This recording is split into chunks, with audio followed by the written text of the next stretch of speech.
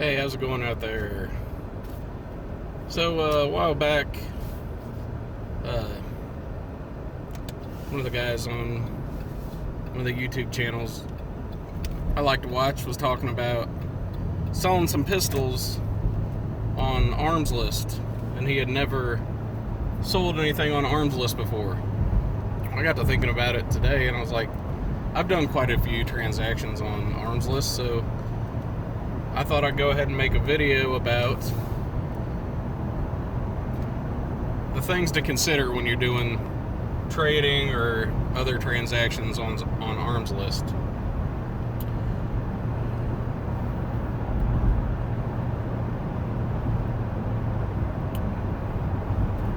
Alright, now the majority of the transactions I've had on Armslist have all been positive. I met some great guys, and done quite a bit of trading here and there, and just different stuff.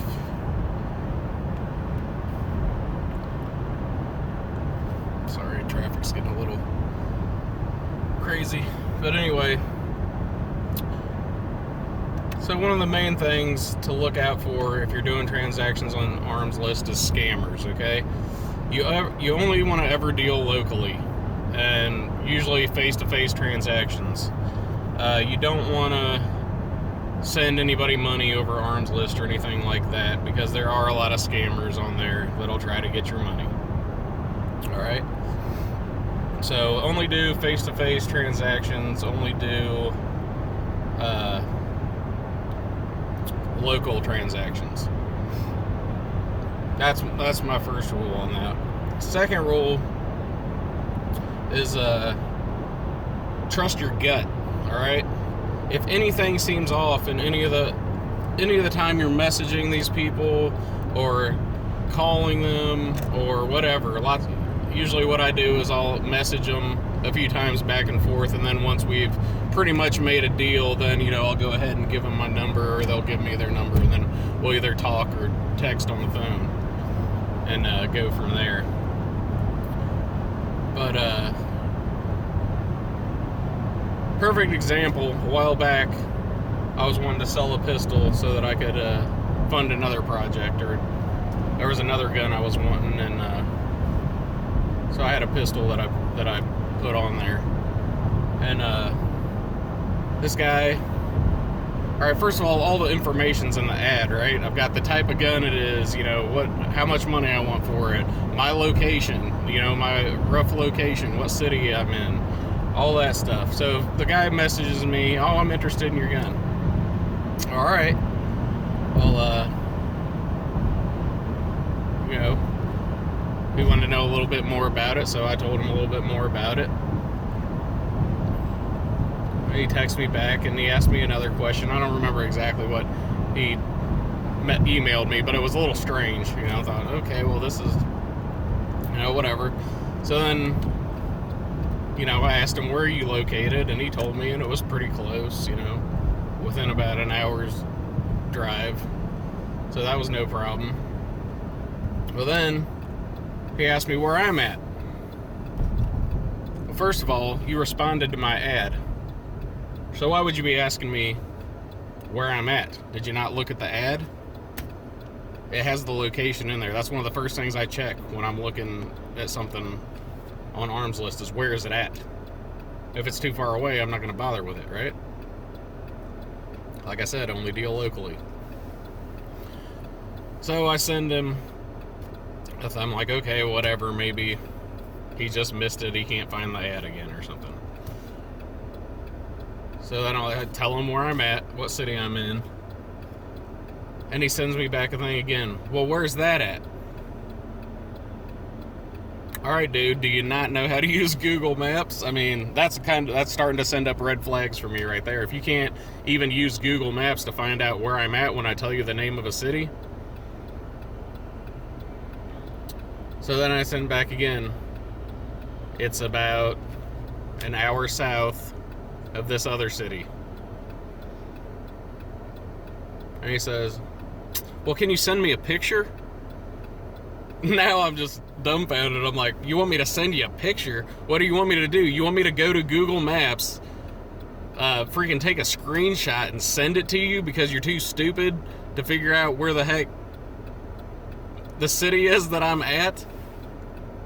I don't know. It was laughable, and pretty much after that whole thing, I was done. I mean, the dude said a couple other things that were like just kind of gave me an uneasy feeling, and after he couldn't figure out where the heck I was located at, that was it. I was done with him. So just kind of trust your gut if anything seems off. You know, I've had other guys that have messaged me and been like, "Oh yeah, man, I'm all interested in that gun. How many clips it got?"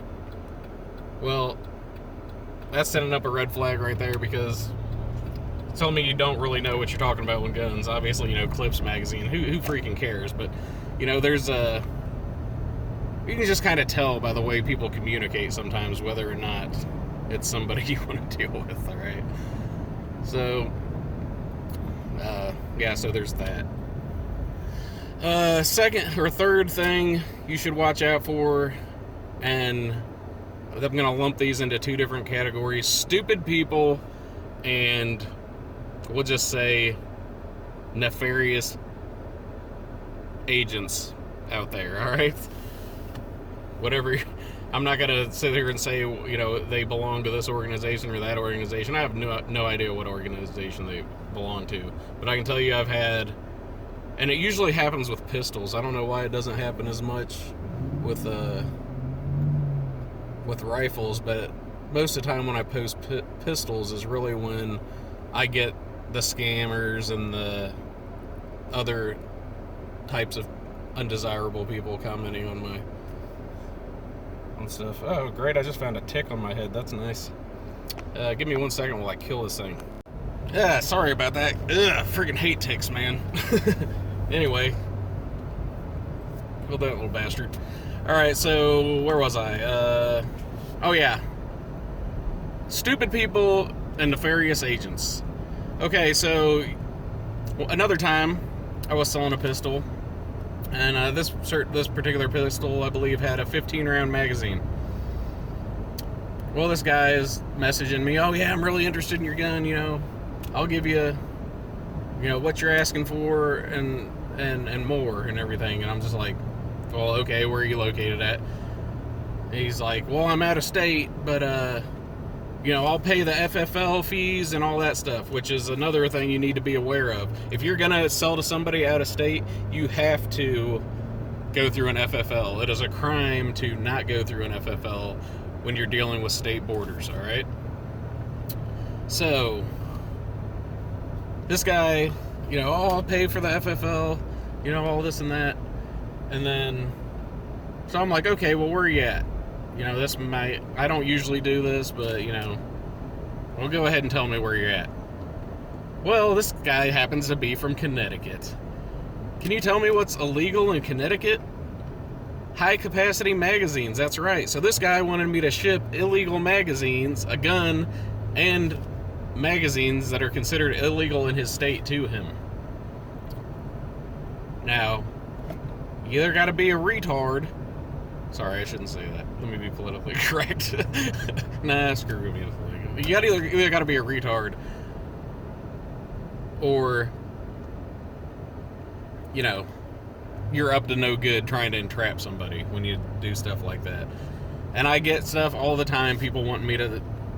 Another example is I got one where the guy says, you know, we're talking and everything. It seems like we might do a deal. And then he says, "Oh, well," you know, I say, "Where are you located?" "Oh, well, man, I'm down here in Alabama, but I come up through your state all the time to visit family. So we can meet sometime when I come up there to visit family."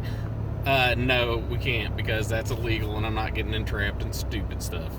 All right? It's not worth it.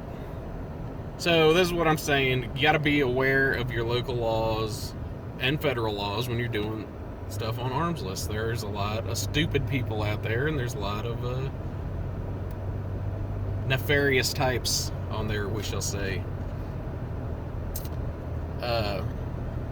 I had another incident a while back, same thing, guy trying to get me to go across state lines. No, I'm not going to do that. But like I said, man, the majority of the transactions I've had on Armslist have all been good transactions. But then again, I trusted my gut. If anything, I felt anything was off at all, or I didn't feel comfortable for any reason whatsoever, I did not do that transaction. You got to be ready to walk away in a minute. You know, just because you need the money, if it don't feel right, don't do it. And there was another point I was going to make. Give me a second.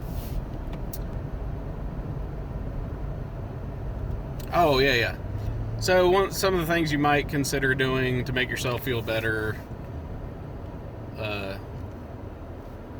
is you might want to make a bill of sale.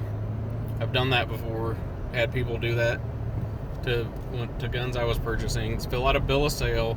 You know, take your license information, all that stuff. So if anything comes up later, you know, and the police come looking for you because the gun you bought was used in a crime, then you can say, okay, well, I sold it to this guy. Here's his information. You know, stuff like that. That's up to you whether or not you want to do that, but that can be a good practice sometimes. Another thing is lots of people like to do is only deal with somebody who has their concealed carry license, because if they have their concealed carry license, you already know they're not a felon, and they're good to buy a gun and all that stuff. You can do that.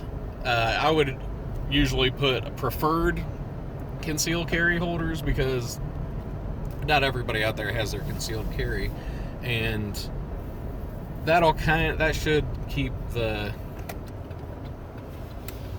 you know, the undesirables away if they see that. But if you put I'll only deal with CCWs, I mean, you're covering yourself on that end, but at the same time you're cutting you know your potential buyers by a large margin.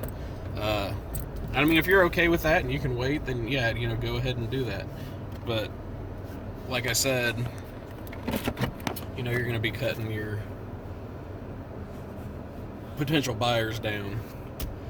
But yeah, this is a few little points I wanted to bring up, man, about dealing with Armslist. If y'all have any questions or comments or anything, you know, go ahead and leave them down in the comment section for me, and I'll get back to you. Thanks for watching, guys. I'll talk to you later. Bye.